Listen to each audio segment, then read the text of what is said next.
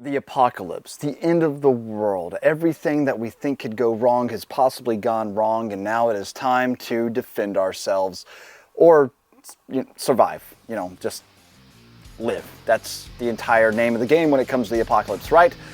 So let's talk about top 5 guns for the apocalypse. Number 5, a quality pistol. A pistol that, well, probably is widely used in most law enforcement departments, maybe one also too that just has a reputation for being reliable, and it's the Glock 19 for me. I know, a lot of people are going to be like, wait, what, Clint? The Glock 19? Yes, the Glock 19. Why? Because for one, it is reliable. 2, accurate. 3, there's a lot of aftermarket support for this gun, which means if you need to replace any parts, you're most likely going to be able to find them just through, I don't know, scavenging. And they're affordable. So if you can stock up on all those parts as it is, same thing with just about any other type of firearm, stock up on those parts that might actually be very prone to wear and tear over prolonged use, then you don't have to worry about having a very inaccurate gun because the barrel's been shot out. You have an extra barrel laying around. You don't have to worry about things maybe just not working because you have those extra parts, right? Makes sense. And why the Glock 19 specifically, not perhaps something like the Glock 17? Well, the Glock 19, like my Gen 4 19 that you see right here that I've had forever. I've had this gun for a very long time. Back when I, tried to do like cool little paint jobs and stuff like that on it. Don't you think it looks cool? I think it looks cool. I like the fact that I can use Glock 17 mags in this if need be. So yes, the Glock 17 also a little bit larger, the big brother to the Glock 19. Yeah, I can use those magazines. They're interchangeable. I can't use 19 mags in a 17 mag though because they're too short. They're just not going to have enough length to get the job done. But also the 19 being a little bit more compact, if I do have to carry something with me all the time, this is going to be a little bit easier to do that, right? Maybe I need to be a little bit more covert. The 19s is going to be easier to conceal. Fair enough? Fair enough. Let's move on to my number 4 pick. A bolt-action rifle for my next pick. Why a bolt-action rifle? Reliable, easy enough to find those aftermarket parts for. Again, this is the apocalypse, so stock up on those parts from your favorite gun shop now and don't wait until you can't find them. But also the Remington 700 Alpha 1 Hunter chambered in 308 with the Midnight Gray Furiosa chassis from Wooks, the EOTech first focal plane optic, and the Banish 30 cal suppressor is a great combination to be taken down just about any and all of the game that I would need to provide for me and my family up in my neck of the woods. Again, reliability, 308 caliber within about 1,000 yards or so, depending on the actual cartridge, is going to be more than adequate to take down that game. So I am definitely a fan of this, love shooting this gun. Bolt action rifle, again, due to its reliability and quality, is going to be something that I want on my apocalypse list. So let's go ahead and move on to now our number 3 pick. My number 3 pick, this one was kind of a toss-up. It's a 22 rifle, but I can't make up my mind between my Ruger 1022, this was my grandfather's that was passed down to me that I still have and was been shooting since I was a kid, or my Henry lever action 22 that I've been shooting since I was a kid also. Both are accurate, both are reliable, both will get the job done for, again, small game, something to provide for quickly. That way, again, my family and I can eat. I really am having a hard time between the two, so, honorable mention Henry. How about that? Henry 22. I like to be able to go semi-auto just in case. You can use this defensively in a pinch. Again, I'd prefer something, with a little bit more velocity, a little bit more power, maybe a little bit larger diameter, but, at the same time, it depends, right? Because, let's be real, there is an AR-15 on this list, which is ultimately a 22 on steroids. So, yeah, a 22 for small game. Number 2, a pump action shotgun like my Remington 870 that you see right here. Why a pump action shotgun? Because, well, in the world of the apocalypse, I'm going to, again, want something reliable.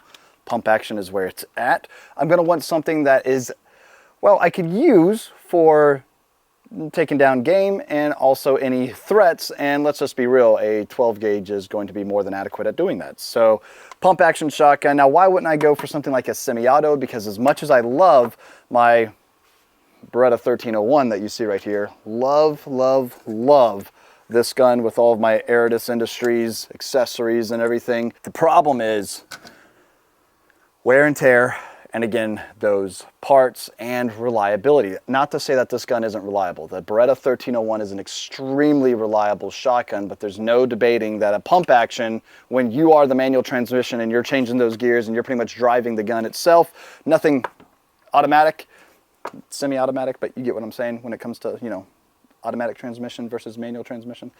What I'm getting at is reliability, less complicated, and it's going to go bang every single time. I mean, so will the Beretta 1301, but it's just not as simple. You're not as simple. But a pump action shotgun, there's no debating. Before we continue on with this video, I just want to give a big shout out and thanks to my friends over at Monadnock Firearms who have been supporting the channel since day number one. They're my local gun shop. I use them for everything. Love the guys over there, and I am glad to consider them pretty much like family at this point, especially with how much time I spend over there. Anyway, they're available nationwide, and make sure you're looking at your screen right now to take advantage of what is on the screen. And while you are watching this video, you also probably could be listening to it while you are signing up to become a member of Gun Owners of America, if you're not already a member. GOA is the only no-compromise gun lobby fighting right now in DC, not only to defend the Second Amendment, but restore the Second Amendment. What does that mean? That means getting things like, I don't know, silencers, short-barreled rifles and shotguns, machine guns off of federal registrations and making it so difficult to acquire things that are protected under our Second Amendment. Easy enough?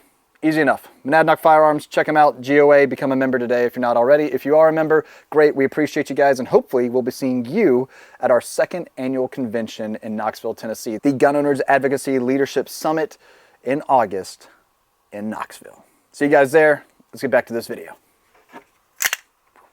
Number one, an AR-15. We already knew. This is America's rifle. Chambered in 5.56 .223. It's an extremely common round, so finding ammunition is going to be easy. Again, stock up now. Also, aftermarket parts, accessories, anything you need to actually replace. Guys, I don't know.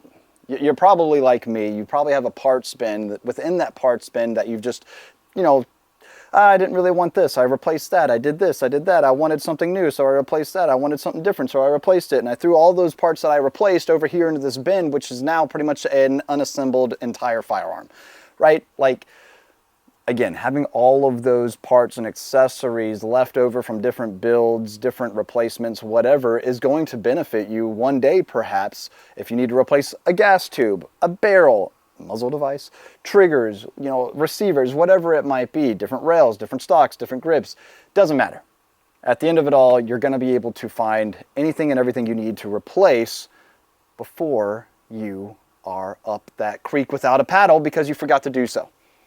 Because now it's the apocalypse. The AR-15 is accurate, it's reliable, it's going to get the job done, it's going to be able to defend and to provide for you if need be. So there you have it. And this here in front of me is the IWI Zion. I've also got a pistol, an AR pistol here. Yes, that is a brace. This is the Santan Tactical, one of their firearms, which really cool. Ambi controls, all of that, right? You're gonna notice on this one here, I do have a Surefire 3-prong. This is a QD system for a silencer, which is great. One of my personal favorite builds that I have right over here beside me is my Daniel Defense. A lot of y'all thought I was going to bring the Mark 18 out, didn't you? This right here, though, is my DD M4A1R3. Huxworks Flow 556K, Surefire Turbo Light, D-Ball L3 Laser, and IR Illuminator. We've also got the ADM mount riser that gets me over, so this doesn't obscure my optic whatsoever. This gets me seeing over that. EOTech EXPS3 with a G45 magnifier. Driven Arms Co. grip. This is their Shadow crossover grip, B5 system stock, and Lunar Concepts Hot Pocket as well with the Driven Arms Co. dangler so I can get to all my buttons and everything. This gun, though heavy, does everything I need it to do. 14.5-inch pinned and weld barrel, so it's a little bit shorter. It's very accurate, and it shoots great. Complete ambi controls for those of you that care. This is probably it has hit the fan, and I need to grab something that I know I can do absolute work with. And this is where I'm at. I mean, it's comfortable. It's just gonna work. That's all there is to it. And that, boys and girls, ladies and gentlemen, is my list, top 5 guns for the apocalypse. Let me know what you think down in the comment section below. If we're being completely real, one thing I want to hit on is, if I know I have a home base, this is like if I had to choose something and I couldn't choose anything else. There's plenty of other things that I might choose that I find to be more ergonomic over the Glock 19, better shooting, things like that. If it came down between like, hey, I know I'm going to be going out into the streets, I need something within close quarters, and perhaps my 1301 over a pump action like the 870 would be more what I want, right? There's a lot that goes into it, but at the end of it all, I'm thinking if I could only have one of each category, one bolt action, one pistol, one shotgun, one rifle, what's it going to be? That's this list. Let me know what you guys think down in the comment section below. Appreciate you all being here. God bless you guys, and we'll see you next time right here.